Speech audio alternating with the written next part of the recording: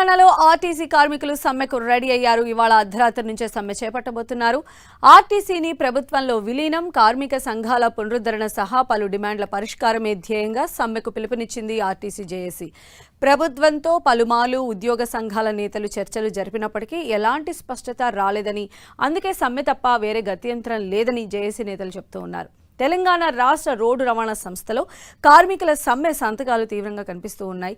తమ డిమాండ్ల సాధన కోసం కార్మిక సంఘాలు సమ్మెకు సిద్ధమయ్యాయి. ఈదురు వెంకన్న, థామస్ రెడ్డి నేతృత్వంలోని ఆర్టీసీ జేఏసీ సమ్మెపైన తీవ్రంగా కసరత్తు చేసింది. అన్ని డిపోల పరిధిలో మీటింగ్లు ఏర్పాటు చేసి కార్మికులను సన్నద్ధం చేశారు. అయితే సమ్మెకు దూరంగా ఉంటూ వచ్చిన మరో జేఏసీ సైతం తాము కూడా సమ్మెకు దిగుతున్నట్లుగా ప్రకటించింది. వీరితో సహా మిగతా కార్మిక సంఘాలు సైతం సమ్మెకే సై అంటున్నాయి. అదే జరిగితే తెలంగాణ వ్యాప్తంగా ఆర్టీసీ బస్సు సర్వీసులు నిలిచిపోయే అవకాశం ఉంది. ఈ నేపథ్యంలో ఏం జరుగుతుందోనన్న టెన్షన్ చాలా మందిని వెంటాడుతోంది. సమస్యల పరిష్కారంపై స్పష్టమైన హామీ రావాలన్నది ఆర్టీసీ జేఏసీ నేతల డిమాండ్. ప్రభుత్వంతో పలుమార్లు ఉద్యోగ సంఘాల నేతలు చర్చలు జరిపినప్పటికీ ఎలాంటి స్పష్టత రాలేదని, అందుకే సమ్మె తప్ప వేరే గత్యంతరం లేదని జేఏసీ నేతలు చెబుతూ ఉన్నారు.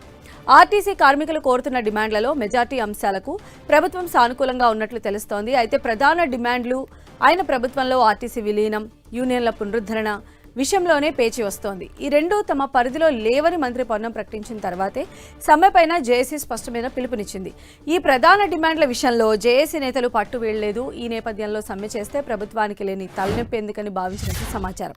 అందుకే కాళేశ్వరం సభ వేదికపైన మంత్రి పొన్నం ఈ అంశంపై కీలక ప్రకటన చేశారు.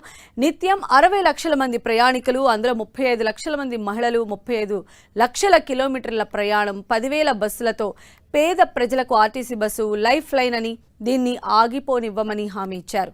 ఆర్టీసీ సమ్మె లేకుండా చూస్తామని అన్నారు. కార్మికుల సంక్షేమం, ప్రయాణికుల సౌకర్యం, సంస్థ పరిరక్షణ మీదే తమ దృష్టి అని తెలిపారు.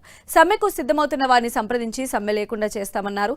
చెన్నై నుంచి డిప్యూటీ సీఎం వచ్చాక ఆర్టీసీ సమ్మె లేకుండా చూస్తామని మంత్రి పొన్నం తెలిపారు.